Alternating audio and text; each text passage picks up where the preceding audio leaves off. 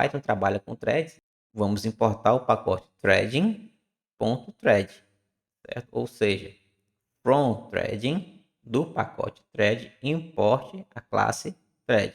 Existe outra forma de você criar threads sem trabalhar com classes, mas como nós estamos em programação 2 trabalhando com classes, nós vamos trabalhar com classes aqui também.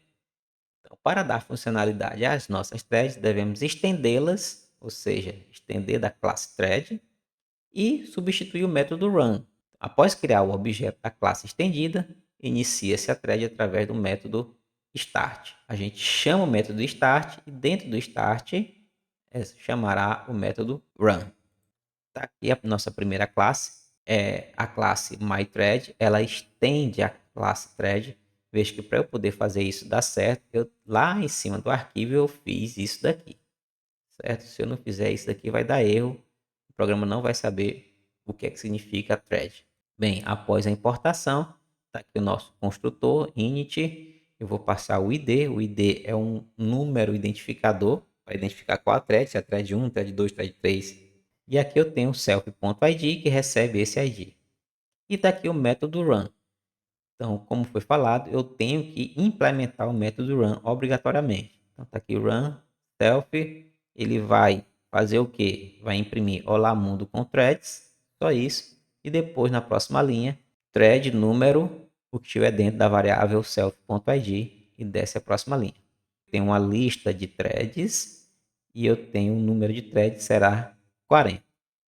Então, para ir em range 40, ou seja, de 0 a 39, eu vou criar uma thread, certo? Estou criando uma thread, passando o número i e adicionando dentro da lista de threads. Pronto, todas as threads aqui foram criadas, mas não estão executando. Elas foram criadas, mas nenhuma está executando. Então, vamos executá-las. Então, para as threads de 0 até 39, thread i.start.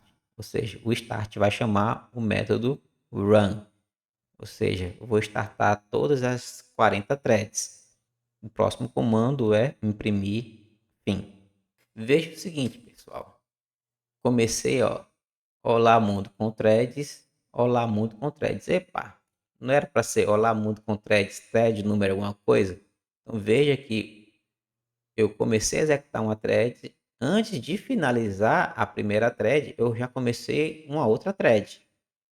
Então já uma thread já passou por cima da outra. Aqui, olá mundo com thread, opa, já comecei uma terceira thread e aqui eu só terminei a primeira.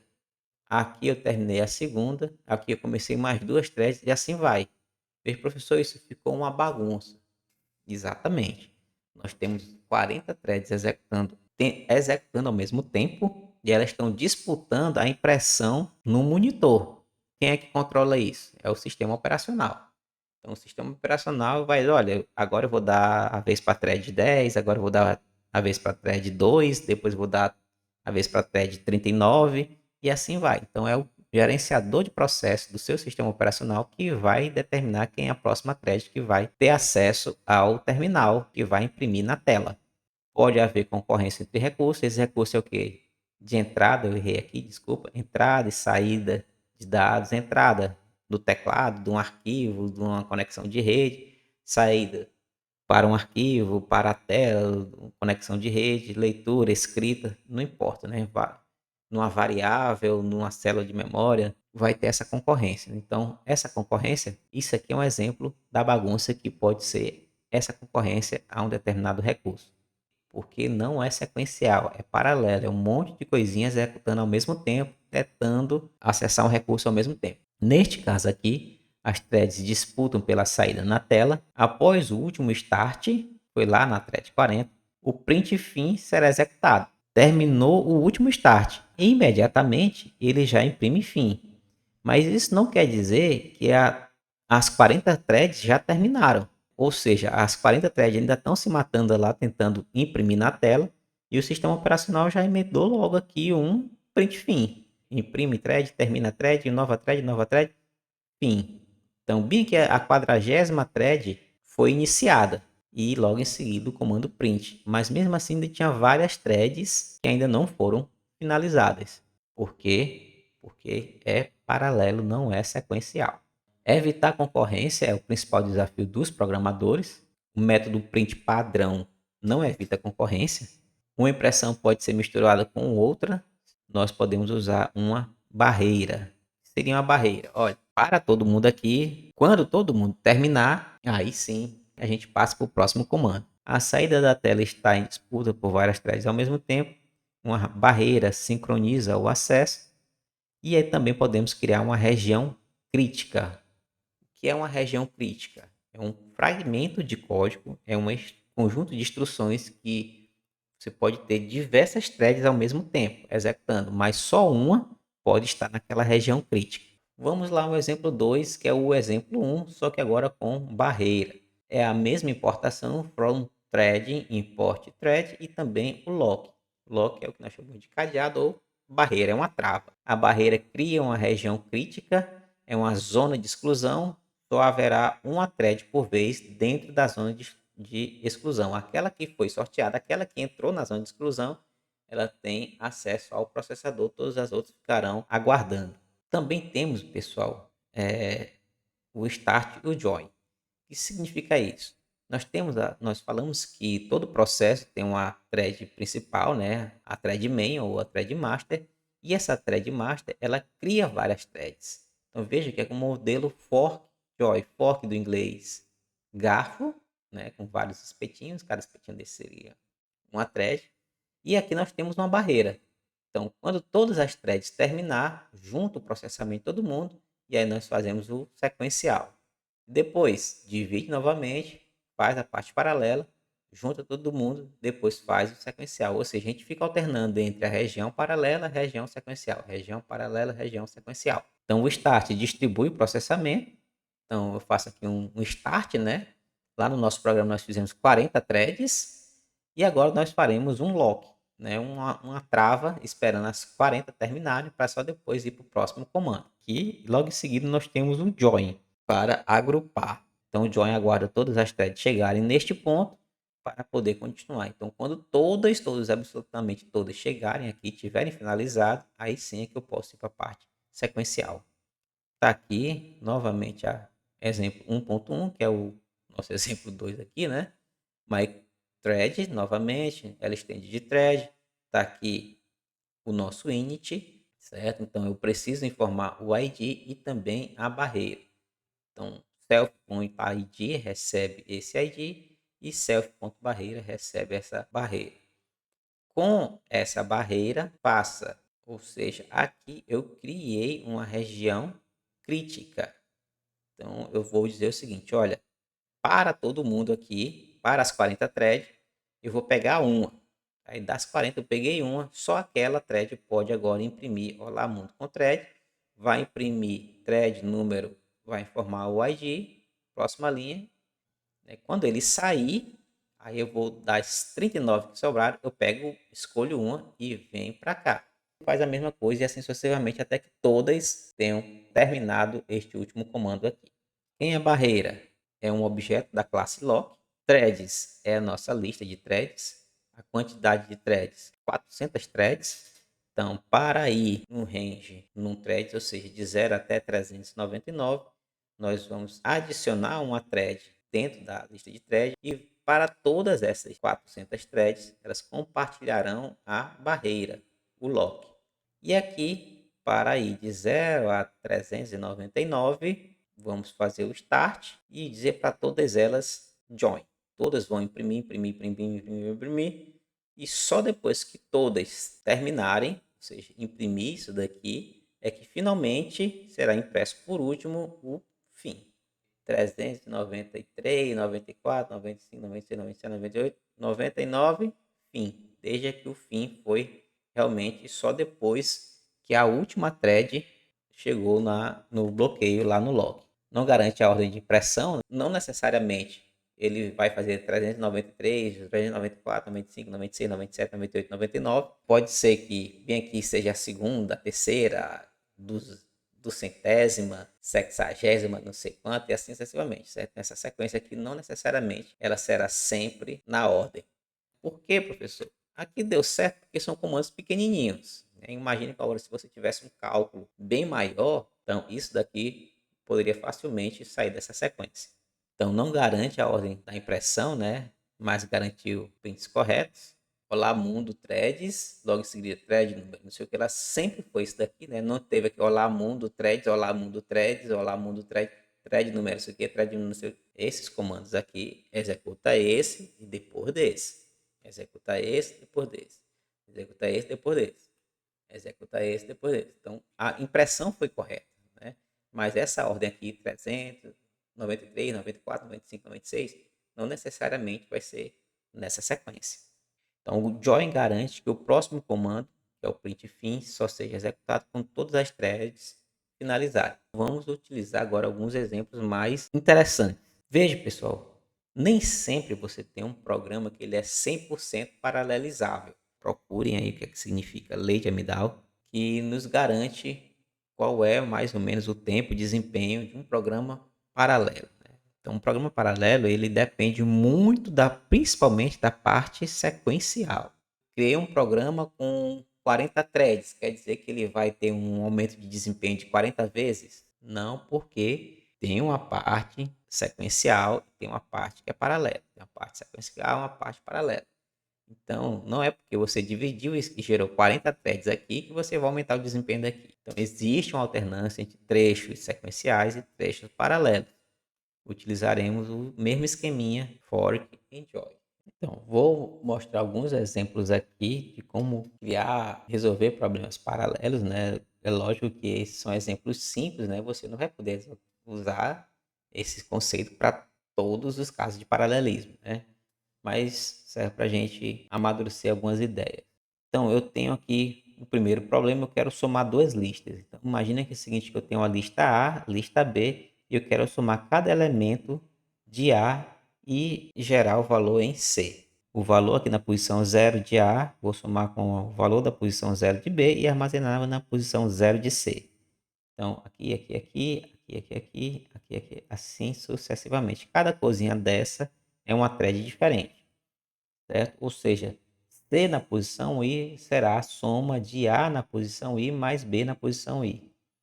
Então, supondo que eu tenho um computador com 4 núcleos e 8 threads, 1, 2, 3, 4, 5, 6, 7, 8, então eu vou criar uma thread para cada posiçãozinha dessa. Certo? Então, essa thread soma aqui, essa outra soma aqui, aqui, aqui, aqui. Veja que esses dados são independentes. O valor que está aqui não depende desse, não depende dessa posição, nem dessa, nem da outra posição. Ou seja, essa thread só fica preocupada com a posição I. I. Acabou-se. Então, a solução seria criar uma thread para cada soma, né? Então, criaria 8 threads.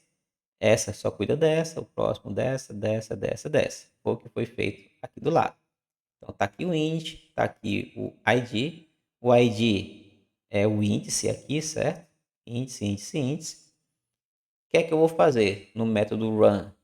Vou pegar o J, que é o ID, C na posição J, que é I, né? Recebe o A na posição J mais B na posição J. Então, aqui eu tenho uma, duas, três listas. Eu tenho quantidade de threads 8. E aqui eu tenho minha lista de threads. Então, para ir em range número de threads, ou seja, de 0 a 7, vamos adicionar aqui o A, todo sendo 0, ou seja, o A é 0. O B vai ser o valor de I, ou seja, 0, 1, 2, 3, 4, 5, 6, 7. E o C também será inicializado em 0. Só para criar as nossas listas. Professor, por que o senhor colocou 0 aqui em A? Para eu saber que o meu programa estava dando certo, né? Fica muito mais fácil do que botar valores aleatórios. Eu não ia saber se deu um erro lá, qualquer, se ele pegou um valor inválido. Então, são valores bem controladinhos, comportados para eu saber se meu código estava correto. E aqui, novamente, para ir no nosso range, ou seja, de 0 a 7, nós vamos criar a thread 0, 1, 2, 3 até a thread 7, armazenar essas threads dentro da minha lista de threads, Logo em seguida, eu faço o start nas minhas 8 threads e logo em seguida eu crio um join. Aguardo que todas terminem para eu poder logo em seguida imprimir a minha sominha bonitinha na ordem correta. Então, para J de 0 até 7, imprime nosso valorzinho, nossa posição, informar o que tem A nessa posição, o B nessa posição e o C nessa posição. 0, 0, 0, 0, 0, 0, de 0 a 7 e a soma de todo mundo. Está aqui a posição. Então, veja que garantiu a ordem certinha, sem problema. 8 threads para 8 posições. Solução 1. Criar uma thread para cada soma. Veja que não precisou de uma barreira, não criei nenhum lock aqui dentro, eu utilizei no máximo o join. O cálculo e os dados são independentes, né? Veja que a soma daqui com essa daqui não depende de nenhuma outra posição, né? Ou seja, os dados são independentes, as somas são independentes. O que seria dependente, professor? É para eu poder realizar um cálculo, eu preciso que um cálculo anterior seja feito. Nesse nosso exemplo, nós não temos esse problema, ou seja, não existe concorrência. Um exemplozinho legal, né? Mas criar threads custa caro, custa processamento. Apesar de thread ser leve, mas mesmo assim leva um pequeno intervalo de tempo, precisa reservar uma área de memória dentro da área de memória do processo, né? Ou seja, leva tempo. É melhor do que criar processo, mas mesmo assim leva um determinado tempo. Então, foi aceitável porque nossa lista só tinha 8 posições. Agora, se nós tivermos uma lista maior, por exemplo, tem uma lista aqui de 10.000 elementos, se eu for criar 10.000 threads, são 10.000 coisas que levam tempo para ser gerada cada uma. Vai levar um tempo significativo, né? E aí veremos que o processamento dispara. Então, criar milhares de threads não faz sentido, né? Não é viável para a computação de alto desempenho ou de Big Data. Então, veja aqui, eu tenho aqui de vermelho 10.000 threads. Veja que o processamento está aqui quase zero. Eu botei as 10.000 e aí o pico de processamento foi lá em cima. Esse aqui de azul é impressão na tela, né? São as 10.000 coisas que foram impressas na tela.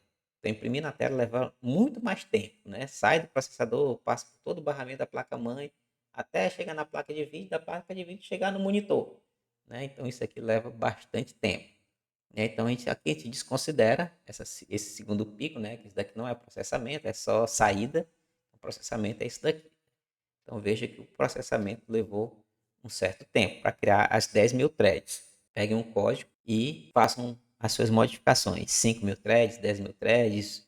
Vamos modificar esse problema 1 por uma solução um pouquinho mais inteligente. O que seria isso? Distribuir células entre as threads. Não faz sentido eu criar 10.000 threads. O que é que eu vou fazer? Eu vou criar poucas threads e vou dar muitos dados para aquela thread. Já que é custoso criar uma thread, então eu vou criar poucas threads e dar muitos dados para que elas façam cálculos. Por que isso? Porque aqui, nesse exemplo anterior, eu criei uma thread para fazer um cálculo simples. Usei um canhão para matar um mosquito. Agora eu vou criar poucas threads, mas cada thread faz muitos cálculos, já que cálculo é feito extremamente rápido, mas criar uma thread demora. Então, já que é para demorar na criação da thread, eu vou fazer que essa thread vale a pena, dá muita coisa para ela fazer. Vou criar poucas threads, significa que eu vou gastar pouco tempo criando thread e vou dar mais tempo para que a thread gaste esse tempo com processamento. E aí nós temos o menor tempo de execução. Aqui nesse meu exemplo, eu vou criar 4 threads. Como são 8 somas, significa que uma thread vai fazer 2 somas, né? A thread 0 soma isso daqui e mais isso daqui. Ou seja, isso daqui armazena aqui, isso daqui armazena aqui. A thread 1, que é vermelha, faz esse cálculo aqui e armazena aqui. Depois faz esse cálculo aqui e armazena aqui. Ou seja, eu tenho apenas 4 threads. 1, 2, 3 e 4. Ou seja, nós estamos distribuindo as células, distribuindo os cálculos entre as threads. A distribuição de índice para as threads, né? Veja aqui que nós fizemos um exemplo agora, 4.000 somas utilizando apenas 4 threads. Ou seja, é só você pegar cada thread, vai fazer 2.500 somas. A primeira faz o cálculo da 0, depois vai fazer da 4, depois vai fazer da 8, depois vai fazer da 12, 16, até que faça a última correspondente a ela. A segunda thread faz da 1, da 5, da 9, da 13 e assim sucessivamente. O que nós fizemos aqui. Então, nós temos novamente o ID da thread e a quantidade de threads. No nosso caso aqui, apenas 4. E aqui nós temos a self.id, self.quantidade de threads, que pega esses parâmetros. E o mais importante está aqui dentro de run. E recebe o ID da thread. Veja que max é o len de A. Quem é A? Está aqui. Num threads, 4 threads. Tamanho da nossa lista, 10.000, ou seja, são 10.000 valores, mais apenas 4 threads. Nós temos aqui A, B e C, que são os nossos valores. A é uma lista contendo 10.000 zeros, C é uma lista contendo 10.000 zeros, e B é uma lista contendo os valores que vão de 0 a 9.999. Beleza, então as listas foram criadas, as listas numéricas foram criadas, falta agora criar a lista de threads. Então, para todas as 10.000 threads, armazene essa thread dentro da lista de threads, passando quem? A classe myThread, o ID e o número de threads. Esse número de threads vai ser passado para aqui, para dentro da variável, para o parâmetro quantidade de threads. Essa quantidade de threads será armazenada dentro de self.quantity, quantidade de threads. E aí a gente vai somando quantity mais quantity. Veja que está no zero, são 4 threads, então 0 mais 4, 4. 0, 1, 2, 3, 4. Ou seja, ele vai de 4 em 4. Por quê? Porque são 4 threads que foram criados. Então, ele vai de 4 em 4. Esse pega 0, 4, se tivesse mais. 8, 12, 16, 20. Essa daqui está na posição 1. Então, vai ser de 4 em 4. Então, 1, 5, 9, 13, 17, assim sucessivamente, com todas as outras threads. É o que nós estamos fazendo bem aqui.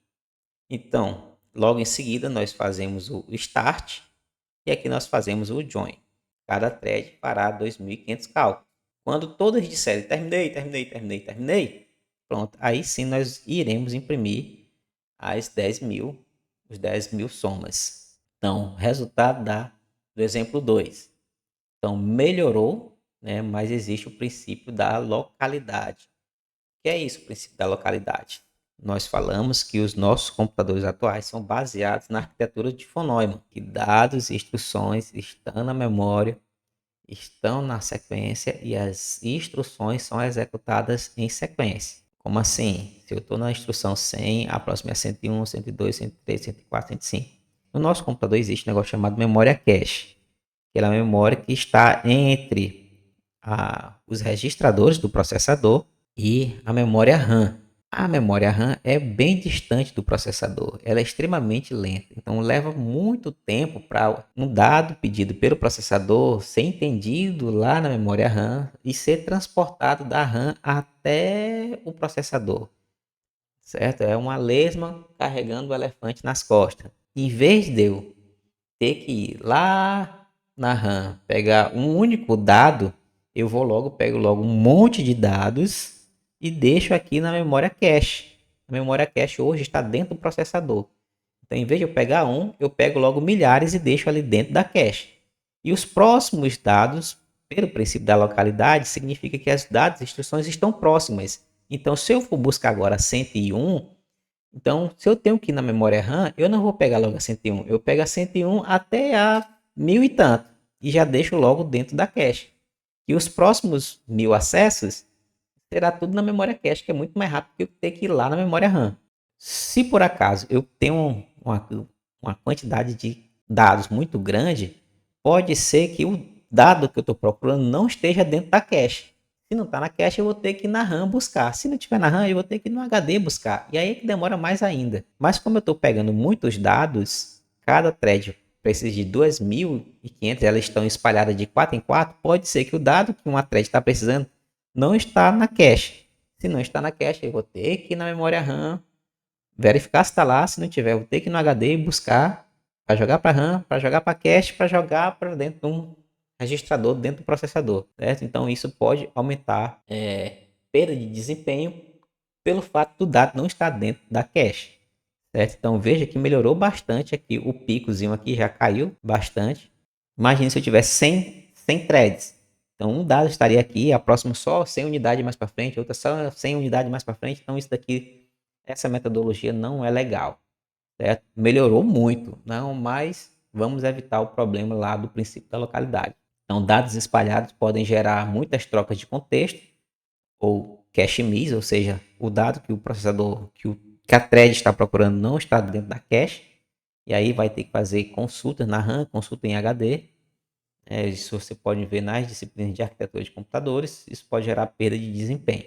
Melhorando o exemplo anterior da solução 2, só que agora nós não espalharemos mais as threads, né? Então a thread recebe uma faixa contínua de dados, de índices, né? Então, veja, a thread 0 recebe 0 e 1, a thread 1 recebe 2, 3, a thread 2 recebe 4, 5 e a thread 3 recebe 6, 7. Entendeu? Então seria uma faixa contínua. Então a probabilidade de todos os dados estarem dentro da própria cache seria muito maior, né? Então não teríamos o mesmo problema de falta de dados na cache. Nós temos poucas threads, só 4. O processador não perde novamente muito tempo criando milhares de threads. Gasta a maior parte do tempo só calculando. Menor tempo de processamento. Vamos testar com as 10.000 somas, né? Isso reduz o problema lá da cache miss, melhora-se o desempenho. Então veja aqui que o pico foi quase zero, né? Então temos aqui 4 threads, 10.000 cálculos. Então o pico foi bem menor. Você pode fazer vários outros testes, 20.000 cálculos, 100.000 cálculos, 10 threads, 20 threads, 50 threads. Veja aí de acordo com a quantidade de threads do seu computador. Tente não imprimir, né, para gerar esse troço aqui, né? Você pode gerar tudo dentro de uma única string e depois pegar essa string e imprimir uma única vez. Você pode apertar o Ctrl Shift S, se você estiver utilizando o Windows, né, para ver os processos, o desempenho. Se você apertar o botão direito do mouse, você vai para o modo resumido, aí você tem essa telinha bem aqui. Aí você pode aumentar a altura e largura para ver aqui o pico das threads, tá ok? Na nossa solução 3, cada thread recebeu uma faixa contínua de valores, né? Cada thread nós precisamos definir quem é a posição inicial e a posição final. Muito cuidado com o range, porque se eu disser range de 1 a 5, ele vai gerar valores de 1 a 4. Por que isso?